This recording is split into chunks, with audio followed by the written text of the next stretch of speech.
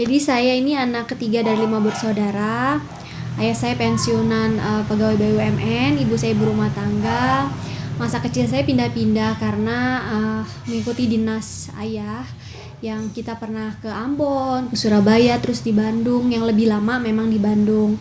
Masa kecil kayaknya sama seperti yang lain, cuma pengalamannya mungkin orang-orang nggak punya ekspektasi gitu ya. Tuh saya kecil, karena saya ini terkenal dengan namanya ekor mama. Kemana-mana ibu saya pergi, saya ikut. Atau kalau ke arisan keluarga atau pertemuan keluarga, itu biasanya saya suka deket-deket ibu saya. Jadi sebenarnya orang-orang nggak expect gitu kalau Maida ini bisa masuk ke dunia entertain. Jadi alhamdulillah saya punya orang tua yang luar biasa. Jadi keduanya memainkan perannya masing-masing, dan saya kira keduanya saling melengkapi satu sama lain. Jadi kalau ayah itu bagiannya concern ke pendidikan, kemudian ke karir, kemudian kalau ibu itu lebih ke akhlak, kemudian lebih ke adab gitu ya. Ibu saya ngajarin dari kecil gimana sopan santun, kemudian sebagaimana harusnya wanita bersikap. Itu dari kecil tuh udah diajarin bagaimana budaya malu dengan menutup aurat dan lain-lain. Itu memang concernnya ibu, dan kayak ibu tuh belajar dari ibu, saya belajar untuk sabar, untuk penuh syukur, menghargai hal-hal kecil. Dari ayah belajar disiplin, kemudian profesional, kemudian lebih detail dan tepat waktu. Itu dari ayah. Sebenarnya masuk ke dunia entertain itu nggak sengaja ya, maksudnya nggak sengaja. Memang dunia entertain tuh nggak masuk dalam agenda hidup saya gitu kalau perencanaan hidup. Jadi waktu itu memang saya suka membaca buku sama seperti ibu saya. Jadi ibu saya tahu saya udah selesai baca buku novel Ketika Cinta Bertasbih.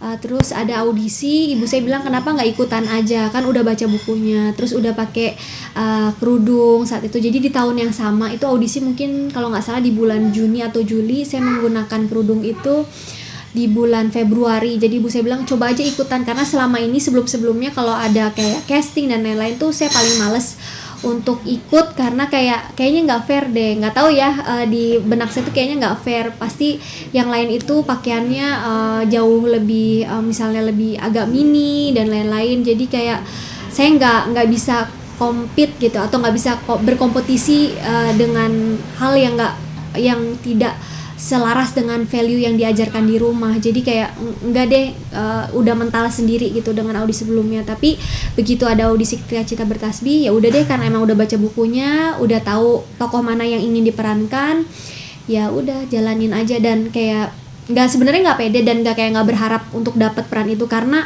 rasa-rasanya agak mustahil ya kalau kita belajar matematik, hitung-hitung gitu ya.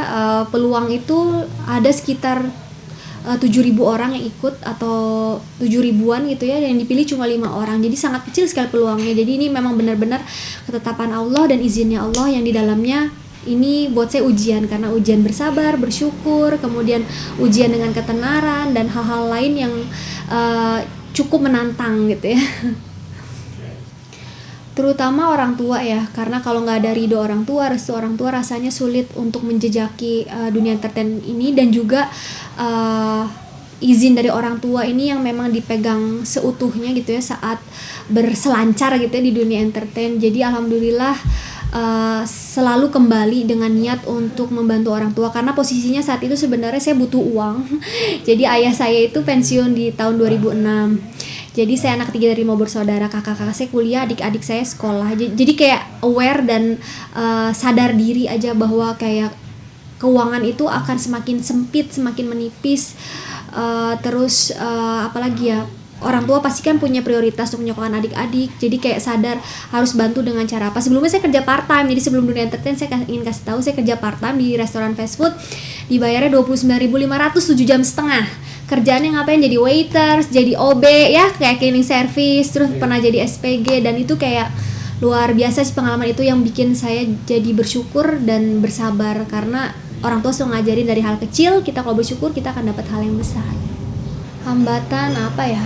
Bukan hambatan ya, lebih kayak tantangannya bagaimana senantiasa meluruskan niat terjun ke dunia entertain. Terus juga bagaimana mendisiplinkan diri sendiri, karena sebelumnya saya punya komitmen untuk menyelesaikan kuliah. Gimana caranya kuliah tetap beres, karir tetap baik. Nah itu lebih ke challenge sih, bukan hambatan. Alhamdulillah udah umur 1,5 tahun insya Allah bulan ini. Ah, ini romansa ini kayaknya udah apa ya, lebih mature ya setelah 6 tahun pernikahan. Mungkin beda ya, apa, romansanya beda, lebih dewasa, dalam arti lebih berpikir untuk nggak cuma berdua tapi juga untuk anak. Jadi pertemuan beliau ini temannya teman saya. Jadi ternyata jodoh itu terkadang inner cycle nih. Buat para jomblo nih, para mas-mas kru juga ya, hati-hati, behave ya, jangan-jangan di sekeliling kita itu ada jodoh kita gitu. Jadi please behave gitu ya, karena siapa tahu sebenarnya lagi dinilai dan ditilik gitu. Nah, saat itu ya temannya teman, terus ya karena satu lingkaran gitu ya, jadi ya ada aja titik temunya gitu. Dan memang mungkin ini diperkenankan oleh Allah ketemu, terus diizinkan, terus jalannya lebih mudah gitu untuk bisa mencapai satu kesepakatan untuk membangun rumah tangga.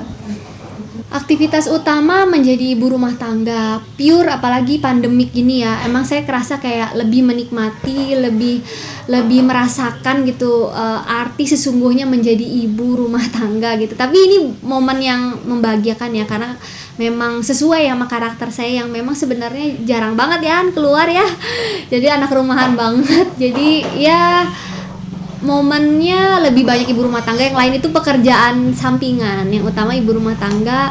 Aktivitas kemarin syuting Haya kedua, ada sequelnya, insya Allah mudah-mudahan lancar, mohon doanya, dan mudah-mudahan bermanfaat film ini. Kemudian juga isi acara seminar-seminar online, terus kajian-kajian online. Ya lebih banyak di rumah sih, nemenin anak, melihat tumbuh kembang, mengajarkan, mendidik, mengasuh.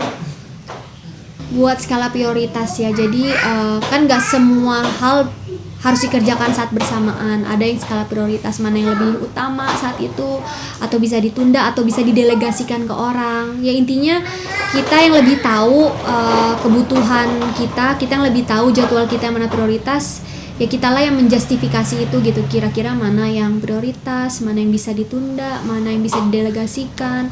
Sama kayak saat saya syuting juga, ya sementara delegasikan dulu, ngejaga Xavier sama ibu dan adik saya berangkat, nanti pulang kembali lagi, kayak gitu aja gitu rutinitasnya.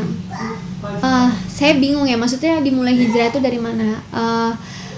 Gini deh, dulu mungkin hijrah itu bertahap ya, dari yang mungkin hijrah mulai memperbaiki sholat, baru benar sholat itu di SMA ya, terus mulai melakukan ibadah sunnah itu di SMA, karena alhamdulillah saya punya lingkungan yang luar biasa, teman-teman dekat saya itu yang suportif gitu ya, meskipun satu belum pakai kerudung. Jadi ada momen yang lucu gitu, jadi teman-teman dekat saya itu banyaknya pakai kerudung, sementara saya sendiri belum pakai gitu. Satu ketika memang saya di kelas, banyak teman-teman laki-laki itu sering cerita dan lain-lain, jadi kelas saya di lantai 3, jadi bisa ngeliat ke bawah gitu. Terus ya biasalah lumrahnya laki-laki gitu ya, umur-umur segitu suka ngegangguin, manggil-manggil nama dan lain-lain. Teman-teman saya yang lewat yang nggak pakai kerudung, terus tiba-tiba ada yang pakai kerudung lewat, tapi kok nggak digangguin gitu. Terus ada teman saya namanya Marisa gitu ya, kok dia nggak digangguin gitu. Terus saya nanya, kok kamu nggak gangguin dia sih, kok nggak panggil-panggil nama dia?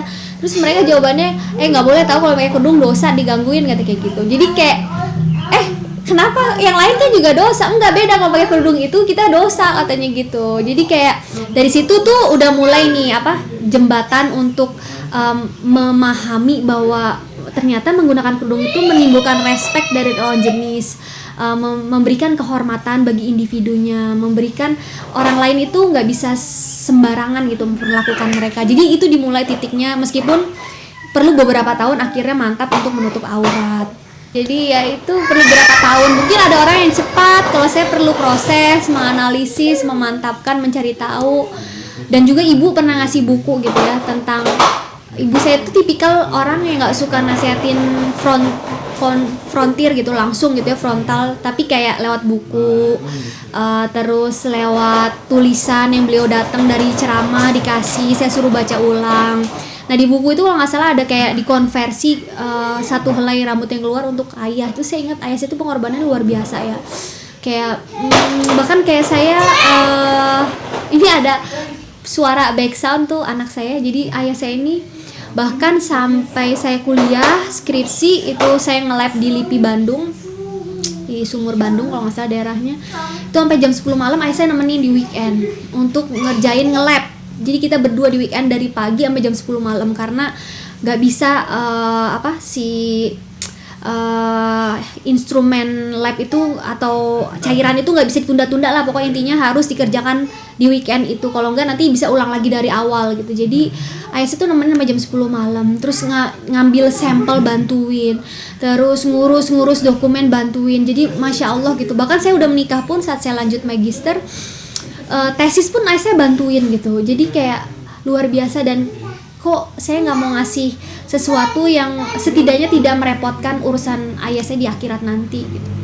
Awalnya orang tua ya, karena kayak saya ngelihat dengan kacamata sendiri dan merasakan kasih sayangnya begitu besar, supportnya begitu besar, kemudian pengorbanan begitu besar. Awal mulanya diketuk lewat itu gitu. Setelah belajar, oh iya, luruskan niat demi Allah gitu ya. Sebelum itu orang tua yang jadi landasan ingin berubah tuh orang tua.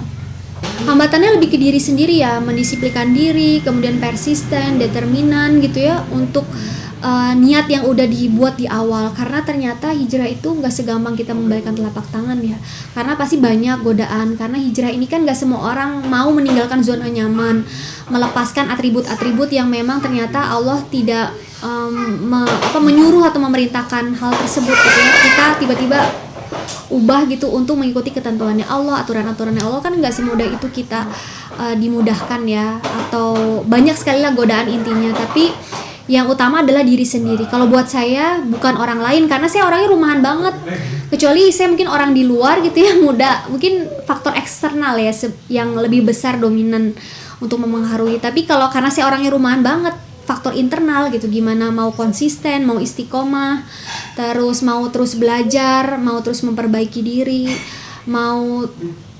harus terus merasa bodoh gitu. Karena saya percaya kalau sekali kita merasa pintar, sebenarnya kita menutup pintu untuk kita berkembang jadi makhluk yang lebih baik.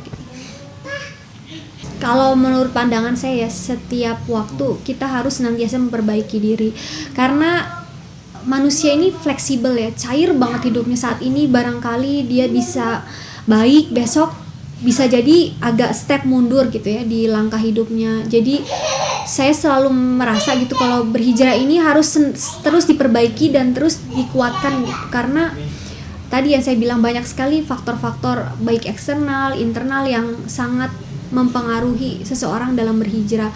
Mulai dari niat aja ya, apakah konsisten nggak sama niat tersebut, ada ikhtiarnya nggak, apakah kita hanya merasa puas nggak. Misalnya yang perempuan nih pakai nutup aurat merasa puas gitu, merasa paling baik, nah itu berarti artinya dia berhenti gitu, bukannya dia jadi lebih baik tapi dia berhenti stuck di level dia saat itu gitu. Terus atau dia milih teman bergaul nggak, atau masih teman-teman yang sebelumnya gitu yang justru membawa dia ke arah jahiliyah gitu, yang seperti yang dahulu.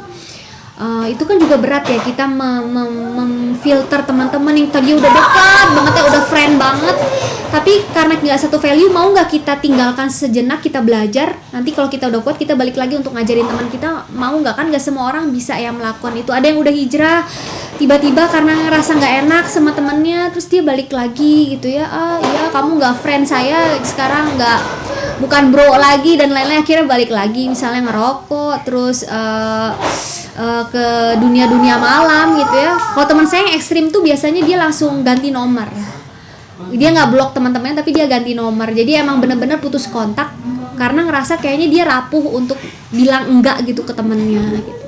Jadi buat saya sih kayaknya hijrah ini proses yang panjang, karena manusia itu bisa berubah dalam sekian detik, tuh bisa berubah. Makanya minta pertolongan sama Allah saat sujud, ya muqallibul qulub sabit qalbi ala dini, Allah yang bolak-balikan hati, tetapkan hati kami pada agamamu. Terus minta doa dikasih petunjuk, jangan disesatkan setelah kasih petunjuk, surat Ali Imran ayat 8. Terus juga berkumpul sama orang soleh, berzikir, beristighfar, berbuat amal solih lebih banyak lagi, supaya amal-amal solih tadi itu menjadi pemberat gitu untuk kita stay di jalur yang memang Allah inginkan. Nah ini perlu disamakan ya, persepsi memutuskan silaturahmi itu benar-benar putus atau dia lebih menjaga. Nah ini kan beda ya, benar-benar putus atau menjaga. Atau barangkali temannya ini berharap dia masih sama, padahal situasi udah berbeda. Karena jujur saya pun gitu ya, sekarang setelah menikah itu jauh lebih hati-hati kalau mau teks Iwan. even ke saudara sepupu aja saya selalu bilang salam ya buat keluarga gitu kan. Kita nggak ngerti ya, istrinya baca kek atau siapa yang baca, jadi bahan ini, jadi bahan suuzon gitu ya. Jadi lebih hati-hati, bukan memutuskan kayaknya lebih hati-hati supaya nggak jadi fitnah gitu, karena udah beda ya posisinya, karena udah nikah, udah ada keluarga, juga harus respect. Dan memang kayaknya komunikasi antara laki-laki dan perempuan tuh sebutuhnya aja, seperlunya, nggak bisa kan. Ada pernyataan Islam datang dalam keadaan terasing dan akan kembali dalam keadaan terasing gitu. Nah jadi kadang mungkin orang rasa kok jadi nggak asik dan lain-lain, ya emang tuntunannya gitu. Maksudnya kita nggak bisa cair banget gitu antara pertemanan laki-laki dan perempuan, kecuali ya salah sendiri sih, mungkin dia suka kali ya, jadi mungkin dia kecewa. Jadi ya makanya dijelaskan dan dipahami bahwa situasi itu udah berbeda dan memang ini yang benar gitu, ini yang benar. Mungkin jatuhnya bukan memutusin ya, tapi jadi lebih terbatas gitu. Ya luruskan niat. Terus kedua, ini penting banget ya, framing gender nih penting.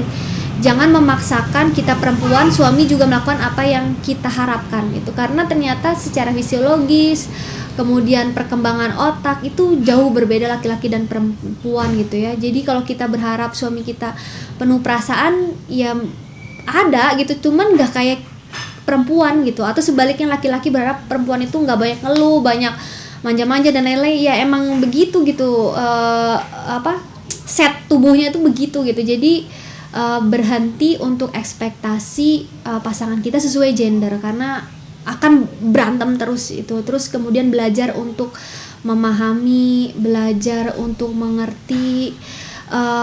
Perubahan kalau ada yang gak kita suka itu gak bisa kita paksa dalam waktu cepat, karena itu butuh waktu.